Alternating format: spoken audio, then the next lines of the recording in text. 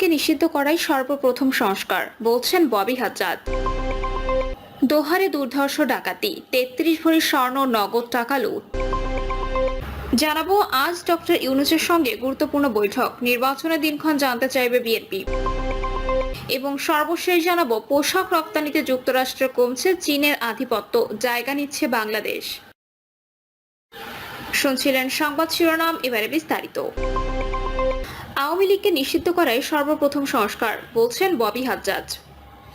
জুলাই গণ অভ্যুত্থানের মাধ্যমে ক্ষমতায় আসা বর্তমান অন্তর্বর্তী সরকারের রাষ্ট্র সংস্কার আকাঙ্ক্ষা এবং উদ্যোগকে স্বাগত জানিয়ে জাতীয়তাবাদী গণতান্ত্রিক আন্দোলন এনডিএম এর চেয়ারম্যান ববি হাজ্জাজ বলেছেন, আমরা ডক্টর ইউনূসের নেতৃত্বাধীন অন্তর্বর্তী সরকারের রাষ্ট্র সংস্কারের মহতী উদ্যোগকে স্বাগত জানাই। তবে আমরা মনে করি ছাত্র জনতার গণ অভ্যুত্থানের মাধ্যমে গঠিত এ সরকারের দায়িত্ব ছিল টেকসই ভবিষ্যৎ বিনির্মাণের জন্য ফ্যাসিবাদী সংগঠন হিসেবে আওয়ামী লীগের বিচার করা। কারণ আওয়ামী লীগকে নিষিদ্ধ করাই সর্বপ্রথম সংস্কার। ববি হাজ্জাজ বলেন, সাবেক কোনো প্রধানমন্ত্রী রাষ্ট্রপতি পদে নির্বাচনের অযোগ্যতা একটি বিশেষ উদ্দেশ্য করা হয়েছে বলে আমরা এই প্রস্তাবের সঙ্গে একমত হতে পারিনি। প্রধানমন্ত্রীর মেয়াদ 2 টার্মের মধ্যে সীমাবদ্ধ রাখার বিষয়ে আমরা পুরোপুরি একমত নই। জাতীয় সাংবিধানিক কাউন্সিল গঠনের ব্যাপারে আমরা একমত হলেও আমরা মনে করি একমাত্র নির্বাচিত সংসদে এই সিদ্ধান্ত নেওয়ার এখতিয়ার রাখে। তবে সংবিধান সংস্কার কমিশনের প্রতিবেদনের সুপারিশকৃত এনসিসি এর গঠন প্রক্রিয়ার সঙ্গে আমরা সম্পূর্ণভাবে একমত নই এবং প্রয়োজনে এনসিসি এর সব সদস্যের সম্মতিতে রাষ্ট্রপতি প্রধান উপদেষ্টার পদ গ্রহণ করতে পারেন বলে যে বিধান রাখা হয়েছে তার সঙ্গে আমরা দ্বিমত পোষণ করছি। আজ ডক্টর ইউনূসের সঙ্গে গুরুত্বপূর্ণ বৈঠক, নির্বাচনের দিনক্ষণ জানতে চাইবে বিএনপি। অন্তর্বর্তীকালীন সরকারের প্রধান উপদেষ্টা অধ্যাপক ডক্টর মোহাম্মদ ইউনূসের সঙ্গে গুরুত্বপূর্ণ বৈঠকে বসতে যাচ্ছে বিএনপি। আজ প্রধান উপদেষ্টা রাষ্ট্রীয় বাসভবন যমুনায় বেলা 12টায় এই বৈঠক অনুষ্ঠিত হওয়ার কথা রয়েছে। বৈঠকে আগামী সংসদ নির্বাচন নিয়ে সরকারের সুনির্দিষ্ট পরিকল্পনা কি তা জানতে চাইবে বিএনপি। একই সঙ্গে নির্বাচন নিয়ে দলের পক্ষ থেকে প্রস্তাবনা দেবে বিএনপি। বিএনপি মিডিয়া সেলের অন্যতম সদস্য সায়রুল কবির খান জানান, আজ প্রধান উপদেষ্টা ডক্টর মোহাম্মদ ইউনূসের সঙ্গে বিএনপির বৈঠক আছে। প্রধান উপদেষ্টা রাষ্ট্রীয় বাসভবন যমুনায় বেলা 12টায় এই বৈঠক হওয়ার কথা রয়েছে। বিএনপির একটি সূত্র জানায়, মহাসচিব মির্জা ফখরুল ইসলাম আলমগীর নেতৃত্বে একটি প্রতিনিধি দল ডক্টর ইউনূসের সঙ্গে বৈঠকে অংশ নেবে। এই বৈঠকের জন্য সিঙ্গাপুরের চিকিৎসা সফর কিছুটা সংক্ষিপ্ত করে পূর্ব নির্ধারিত তারিখে 2 দিন আগে অর্থাৎ 14 এপ্রিল দেশে ফিরেছেন মির্জা ফখরুল। এনপি নেতারা বলেছেন, আগামী নির্বাচনকে সামনে রেখে অন্তর্বর্তী সরকারের কিছু উপদেষ্টা বিভিন্ন ধরনের বক্তব্য দিচ্ছেন। কেউ বলছেন দেশের মানুষ বর্তমান সরকারকে 5 বছর ক্ষমতায় থাকতে বলেছেন, আবার কেউ বলছেন জুলাই অভ্যুত্থানকারী ছাত্র জনতা এই সরকারকে নির্বাচিত করেছে, তারা অনির্বাচিত নয়। অন্যদিকে প্রধান উপদেষ্টা সংস্কার কার্যক্রম এগিয়ে নিয়ে ডিসেম্বর থেকে জুনের মধ্যে নির্বাচনের কথা বলছেন। সবকিছু মিলিয়ে আগামী সংসদ নির্বাচন নিয়ে ইতোমধ্যে ধোঁয়াশা তৈরি হয়েছে। আমরা কালকের বৈঠকে সেই ধোঁয়াশা দূর করার জন্য সরকারের কাছে আগামী নির্বাচনের দিনক্ষণের বিষয়ে জানতে চাইব। একই সঙ্গে বিএনপির পক্ষ থেকে আগামী ডিসেম্বরকে সামনে রেখে নির্বাচনের রোডম্যাপ ঘোষণার প্রস্তাবনা তুলে ধরা হতে পারে।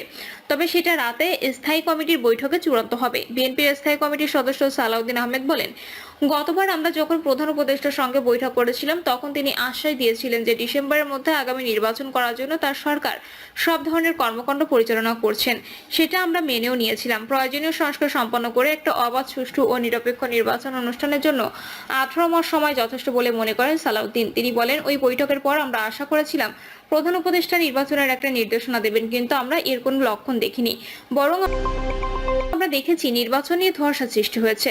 আগামী বৈঠকে বিএনপি মূলত নির্বাচন নিয়ে সরাসরি কথা বলতে যাচ্ছে উল্লেখ করে স্থায়ী কমিটির এই নেতা বলেন, নির্বাচনে সুনির্দিষ্ট একটি রোডম্যাপ ঘোষণা করার প্রস্তাব থাকবে। বিএনপির ভাইস চেয়ারম্যান শামসুজ্জামান দুদু বলেন, প্রধান উপদেষ্টার সঙ্গে বৈঠকে আলোচনার বিষয় হচ্ছে নির্বাচনের রোডম্যাপ ঘোষণা করা। সরকার যত তাড়াতাড়ি সম্ভব নির্বাচনের চূড়ান্ত দিনক্ষণ ঘোষণা করবে, অর্থাৎ কিভাবে কোন মাসে আগামী নির্বাচন হবে সেটা ঘোষণা করবে। নির্বাচন পূর্ব রাজনৈতিক দলগুলোর কিছু কার্যক্রম থাকে উল্লেখ করে তিনি বলেন, প্রধান উপদেষ্টা বলছে নির্বাচন হবে, এতে হবে বলা যায়, কিন্তু কবে হবে সেটা বলা যায় না। তাই নির্বাচনের দিনক্ষণ মাস ঠিক না হওয়া পর্যন্ত কোনো কিছু চূড়ান্ত নয়। এটা ঘোষণা দেওয়ার পর রাজনৈতিক দলগুলোর কিছু কাজ থাকে, প্রার্থী বাছাই করতে হয়, মনোনয়ন বোর্ড গঠন করতে হয়। সুতরাং দিনক্ষণের ঘোষণা না হলে এগুলো করা যায় না। নাম প্রকাশে অনিচ্ছুক বিএনপির স্থায়ী কমিটির প্রভাবশালী এক সদস্য বলেন, বিএনপির দাবি থাকবে ডিসেম্বরের মধ্যে আগামী নির্বাচন করার। সেই অনুযায়ী রোডম্যাপ ঘোষণার বিষয়ে প্রস্তাব তুলে ধরা হবে। তবে সরকার আগামী বছরের শুরুতে নির্বাচন করতে চাইলেও বিএনপির আপত্তি জানাবে না, কিন্তু সেটাই সুনির্দিষ্ট রোডম্যাপ ঘোষণা করতে হবে সরকারকে। নির্বাচনের পাশাপাশি জাতীয় ঐক্যমত্য কমিশনের দেওয়া সংস্কার প্রস্তাব নিয়েও প্রধান উপদেষ্টার সঙ্গে আলোচনা করবে বিএনপি। দলটির নেতারা বলছেন, ইদানিং সরকারের পক্ষ থেকে ছোট সংস্কার বড় সংস্কার নিয়ে কথা বলা হচ্ছে। আসলে তারা ছোট বড় সংস্কার বলতে কি বোঝাতে চাইছেন সেটি আমরা জানতে চাইবো। একই সঙ্গে বিএনপি যে ঐক্যমত্য কমিশনের অধিকাংশ সংস্কার প্রস্তাবে একমত সেটি তুলে ধরা হবে। সরকারের যেসব বিষয়ে বিএনপি আংশিক কিংবা দ্বিমত করছে তারও ব্যাখ্যা করা হতে পারে। এছাড়া আওয়ামী লীগের আমলে সচিবদের পদোন্নতি দেওয়া নিয়ে বিএনপির অবস্থান তুলে ধরা হবে প্রধান উপদেষ্টার কাছে। সার্বিকভাবে দেশে আইন শৃঙ্খলা পরিস্থিতি, বিএনপি নেতাকর্মীদের নামে থাকা গায়েবী মামলা প্রত্যাহার সহ সরকারের অবস্থান নিয়ে আলোচনা হবে। বিএনপি নেতা সালাউদ্দিন আহমেদ বলেন, বিএনপি নেতাকর্মীদের বিরুদ্ধে দায়ের করা অসংখ্য মিথ্যা মামলা চলছে। এ বিষয়ে কোনো সুরাহা এখনো পর্যন্ত হয়নি। এছাড়া আওয়ামী লীগ সরকারের আমলে 119 কর্মকর্তাকে সচিব পদে ভূতাপেক্ষ পদোন্নতি দিয়েছে সরকার। এ বিষয়গুলো জাতির কাছে ভুল বাড়তে যাচ্ছে। আমরা মূলত এসব বিষয়ে প্রধান উপদেষ্টার সঙ্গে সরাসরি কথা বলবো। প্রধান উপদেষ্টা ছোট বড় সংস্কার বলতে কি বোঝাতে চেয়েছেন তা নিয়ে বিএনপি জানতে চাইবে উল্লেখ করে সালাউদ্দিন তিনি বলেন, সংস্কার প্রক্রিয়া চালু থাকা অবস্থায় নির্বাচনের রোডম্যাপ দেওয়া যাবে না, এমন তো হতে পারে না। শামসুজ্জামান দুদু বলেন, এই সরকার তার মতো করে চলছে। তারা বলছে আওয়ামী লীগকে নিষিদ্ধ করার অবস্থায় তারা নেই, ফলে তারা নতুন অবস্থায় পুরাতন লোকদের অর্থাৎ আওয়ামী লীগের লোকদের নিয়ে চলছে। আওয়ামী লীগের লোকদের কাজই ছিল মানুষকে হত্যা করা। সুতরাং নতুন করে আইন শৃঙ্খলা পরিস্থিতি উন্নতি হওয়ার সম্ভাবনা নেই। এখন একটা নির্বাচিত সরকার আসলে তারা এগুলো ঠিক করতে পারবে। দোহারে দুর্ধর্ষ ডাকাতি, 33 ভরি স্বর্ণ, নগদ টাকা লুট। ঢাকার দোহারে দুর্ধর্ষ ডাকাতের ঘটনা ঘটেছে। এই ঘটনায় ডাকাতরা 33 ভরি স্বর্ণালংকার ও নগদ টাকা লুট করে নিয়ে গেছেন বলে অভিযোগ রয়েছে। দিবাগত রাত 3টার দিকে উপজেলার পশ্চিম সুতারপাড়া এলাকায় এই ঘটনা ঘটে।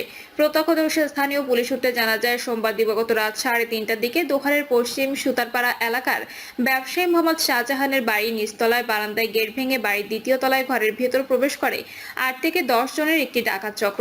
এ সময় ডাকাতরা মোহাম্মদ শাহজাহানের গলায় ছুরি ধরে তার স্ত্রী আকলিমা আক্তারকে গলায় ও কানে থাকা স্বর্ণালংকার খুলে দিতে বলেন। তিনি সব খুলে দিলে ঘরের সবাইকে এক পর্যায়ে হাত বেঁধে ফেলে। এরপর ঘরের আলমারিতে থাকা স্বর্ণালংকার ও নগদ টাকা দিতে বলেন। এ সময় ডাকাতরা বাড়ির দ্বিতীয় তলায় তার মেয়ে নুসরাত জাহান ও তাসনিম জাহানের ঘরসহ 3টি ঘরের আলমারি ও অন্যান্য সব আসবাবপত্র ভেঙে 33 ভরি স্বর্ণ ও নগদ আনুমানিক 2 লাখ টাকা নিয়ে যায়। যাওয়ার সময় হুমকি ধমকি দিয়ে বলে যান তাদের চিনতে পেরেছেন কিনা। এই সময় বাড়ির সিসি ক্যামেরায় ডিভিআর খুলে নেয় ডাকাতরা। বাড়ির মালিক জয়পাড়ার ব্যবসায়ী আল জাহান ট্রাভেলস ও আল জাহান মোটরসের কর্ণধার মোহাম্মদ শাহজাহান জানান, ডাকাতরা ঘরের ভেতর ও বাইরে সহ অন্তত 10 থেকে 12 জন ছিল। জানতে পেরে ঘটনার পর পুলিশ ও এলাকাবাসী ছুটে আসে। প্রিয় দর্শক, এই ছিল এখনকার সর্বশেষ সংবাদ। আপডেট সব সংবাদ পেতে চ্যানেলটি সাবস্ক্রাইব করে বেল আইকনটি ক্লিক করে রাখুন।